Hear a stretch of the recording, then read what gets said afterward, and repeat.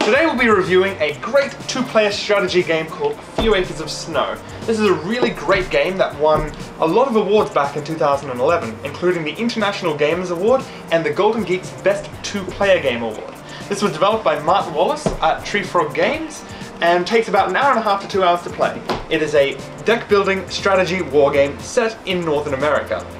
So here is the main board on which the game A Few Acres of Snow takes place, which features the English and the French sides respectively. This game is really good because both sides actually have a very asymmetric role. The French have the capacity to move very quickly into all these different regions, building settlements really quickly and pushing and applying a lot of pressure very early on in the game. Whereas the British here have a much more powerful economy, and they can build a lot more military and actually create a nice, strong, powerful force towards the capital here, Quebec. The English side also has 2 points that they need to defend, both Boston and New York, whereas the French only have to hold Quebec to the end of the game. So, the game A Few Acres of Snow will end when the French side take either Boston or New York, or when the English side take Quebec. The game will also end if a number of settlements are removed, and the winner will be determined by the number of settlements that have been settled by either player. So in A Few Acres of Snow, you'll start off with a deck of either 7 or 10 cards, depending which side you're playing as, and you'll start the game by shuffling these cards and drawing a hand of 5 cards. Each of these cards feature a location on the board here, and each of them have different little attributes down the bottom.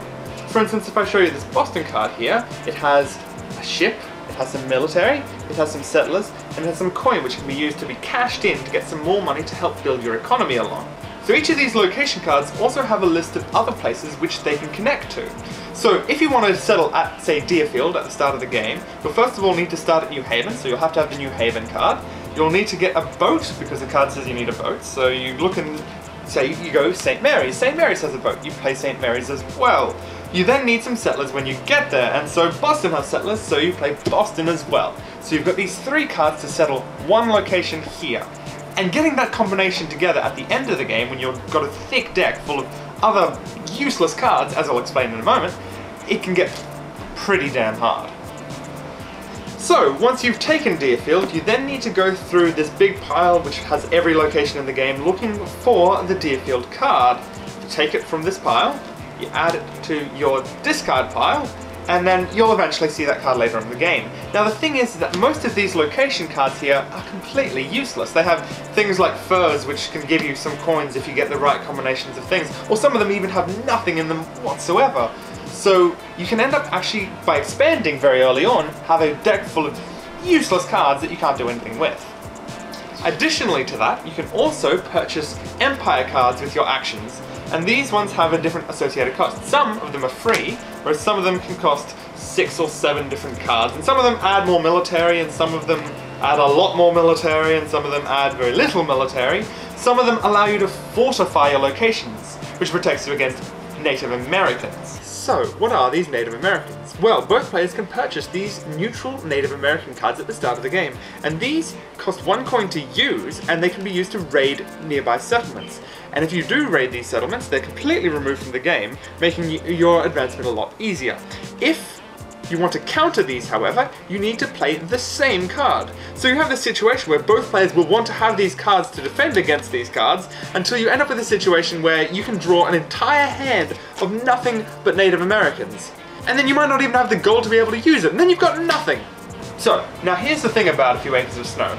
On your turn, you can make 2 actions. But the list of possible actions you can take takes up this whole reference sheet. If you want to add a card from your deck from this Empire, that takes an action. If you want to discard cards, that takes an action. If you want to discard more cards, you have to pay money on top of that action. So you have to make your choices very carefully, because small decisions early on can drastically influence the flow of this game. So here's the thing, I've been explaining this game as if it's some sort of bureaucratic deck-building nightmare as you add additional cards in.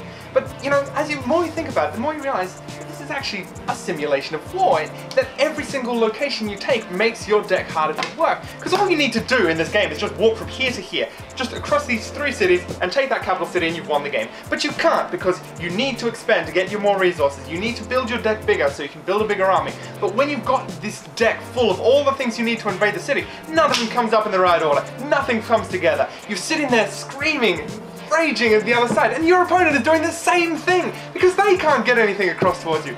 This is what war is about. So, we brought in Kristof here for the last part of this review. Now, Kristof isn't really a big fan of most of these big strategy or war games, but what do you think of it? Well, I actually really loved it, funny enough. We played it twice, and it took me the second time through to really appreciate the payoff that comes from this frustrating game. So what was the most memorable thing about it? Winning, beating you in a game for once. Yeah, I actually, in the last round of the game, Sam took this little town of 2 points called Oswego from me. However, that left me with 1 round to try and claim back the game at the death. So, I rebuilt Oswego by luckily having the right cards in the hand to rebuild it, taking 2 more points and thus tying, which ends up winning me the game. Because the French side, in the case of a tie, wins the game, and so Kristof is very happy. Now, one last thing I want to mention about this game is that it has received quite a lot of criticism online, especially in regard to a broken strategy. Now, apparently there is a way that the English side in the game can blitz and win the game in 99% of cases, and it's considered to be a little bit too powerful, a little bit broken. Well, really interested in always winning this game? Yes, you can. You can always blitz the enemy, but there's no fun in that. If you're winning games simply because you read a strategy online to understand it, you haven't really won the game yourself. I mean, sure, it might be a little bit broken, but there are so many other fantastic ideas and fantastic strategy to be had in this game that you're really only ruining it for yourself. So, when it comes down to it, this strategy is broken, and you can always win if you want to do that, but there's no fun involved with that.